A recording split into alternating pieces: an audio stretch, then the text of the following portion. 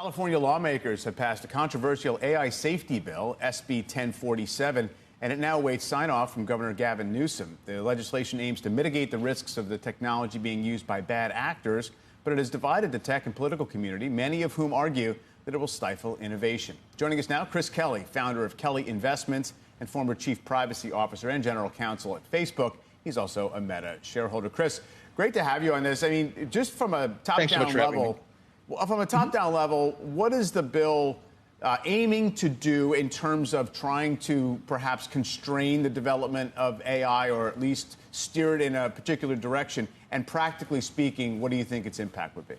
It's aiming to do a good thing, which is to force companies to be aggressive in looking at the safety implications of the implementation of artificial intelligence. And the problem is that it goes about it in a way that has a sort of too light a trigger for when its more onerous requirements apply, and that overall, it has to have a broader approach to allowing for innovation. It's both sort of too broad and too narrow in a number of different ways. It doesn't touch on all of the issues that need to be addressed over time. It's under-inclusive in that way, and then it's over-inclusive in that it's triggered by the power of compute power and spending levels on this AI, which actually could miss a lot of things that could be potentially dangerous. What we need is an approach that has a really practical, thoughtful way to encourage companies to be more transparent about their development processes. And this bill in particular advantages of closed source artificial intelligence and open source projects could be really adversely affected by it. In what way does it privilege closed source? Is it where it assigns responsibility and liability? Exactly. Exactly. And the potential of liability for open source projects where there might not be any control at all on the part of the companies is a particular worry. And that's something that's been highlighted by Speaker Pelosi, by Zoe Lofgren, people who are very sophisticated technology regulators on the federal level. I mean, obviously, there's been this from the very beginning, and even before AI was a practical thing, the concerns about this could be a runaway problem. It could overtake various systems. The Skynet problem. It's the Terminator issue, right? So, I mean, part of this even is sort of like you have to be able to kind of, kill it, shut it down, that kind of thing. I mean, Elon Musk, of course, has been vocal about this for a long time. Is it not worthy of some kind of legislative action to try to at least address that?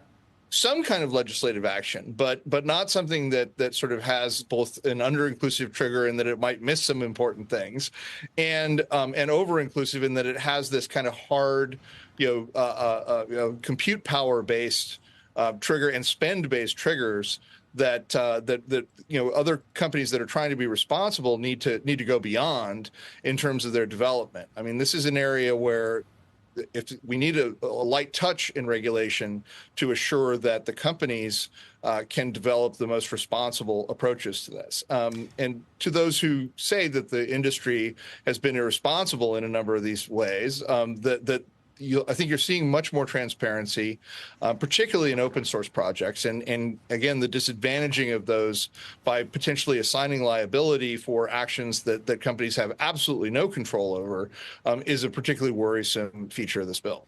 And Chris, there's a really interesting split when you look at the competitors here, Anthropic and some other companies basically saying, Elon Musk, for instance, saying we support this.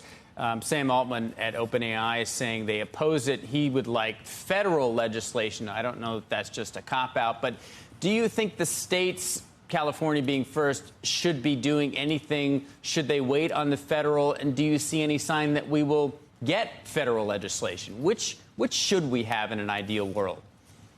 Ideally, of course, federal legislation is better here. To have 50 different potential regimes to comply with is a troublesome thing for any company, an expensive thing for any company. And when you have one that's tweaked a little bit differently from the others, although historically California has been able to lead here on security breach legislation, which I was very involved with in passing originally, and ideally, but you need a federal standard more than anything else. The administration's, the Biden-Harris administration's executive order on this began to outline what federal regulation might look like. And it had some of the same problems, to be perfectly frank, in terms of being over and under inclusive.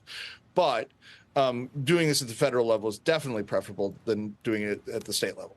Do we know if Newsom's going to sign it, or what the betting odds are at this point? I haven't gotten a read on that yet, and I haven't talked with the governor or with his senior staff personally about it at this point.